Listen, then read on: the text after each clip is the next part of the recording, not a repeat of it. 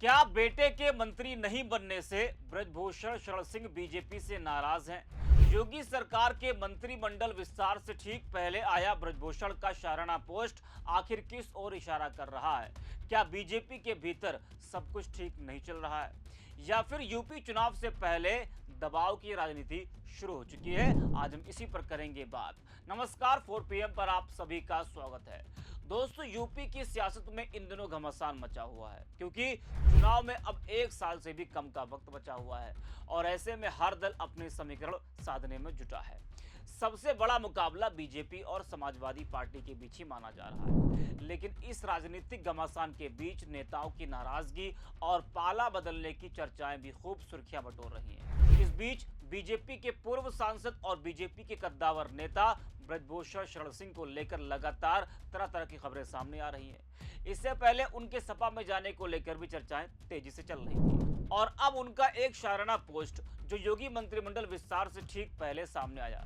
Post में लिखे शब्द नाराजगी भरे दिखाई दिए, जिसको लेकर तरह तरह के मायने निकाले जा रहे हैं, जिससे राजनीतिक गलियारों में चर्चाओं का बाजार गर्म हो गया है।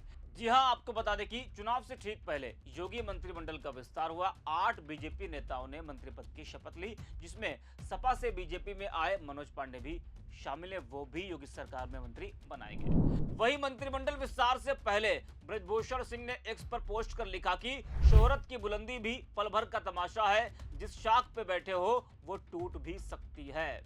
अब उनका ये पोस्ट यूपी की राजनीतिक गलियारों में चर्चा का विषय बना हुआ है। आज तक की खबर के मुताबिक माना जा रहा है कि यह पोस्ट योगी सरकार के मंत्रिमंडल विस्तार को लेकर उनकी नाराजगी का संकेत हो सकता है।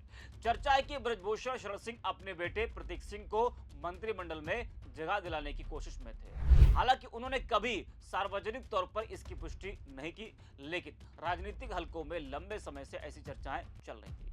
अब उनके इस पोस्ट का असल सच क्या है और आखिर ब्रजभूषण सिंह क्या जताना चाह रहे हैं, इसका जवाब फिलहाल उनके पास ही है।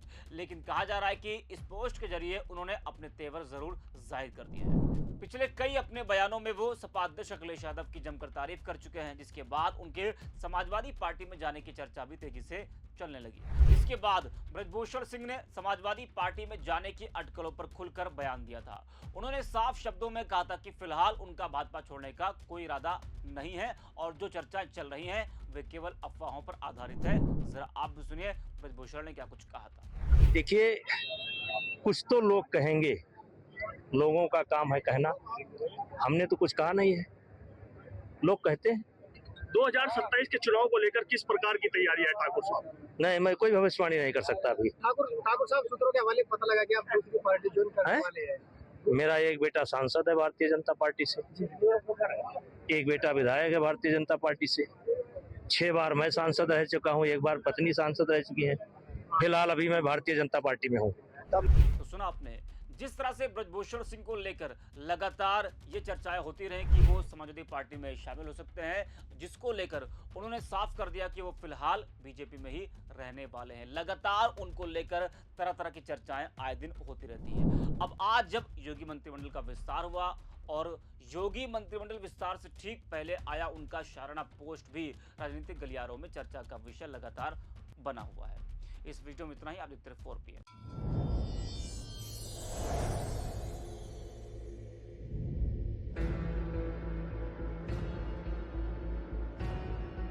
India is on the verge of bankruptcy.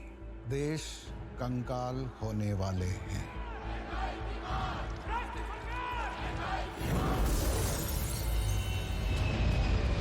सुना है काफी दूरदर्शी हैं आप। पिछले साल ही इन्होंने अनुमान लगा लिया था कि इंडिया इकोनॉमिक क्राइसिस की तरफ जा रहा है। प्रॉब्लम बताई थी तो कोई सोल्यूशन भी तो सोचा ही होगा ना।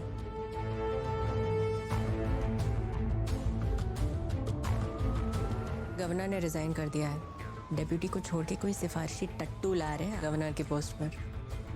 जिसने कभी इकोनॉमिक्स नहीं पढ़ी वो अब देश की इकोनॉमी सुधारेगा। क्या बोलते हैं सीआर सर, ये नए गवर्नर संभाल पाएंगे? मिस्टर गांधी के सिफारिश से आए हैं। गवर्नमेंट को तो बलि का बकरा चाहिए था, मिल गया। आपका प्लान फेल हो चुका है सर, आप फेल हो चुके हैं। If I fail, RBI fails, if RBI fails, India fails. I will not let India fail.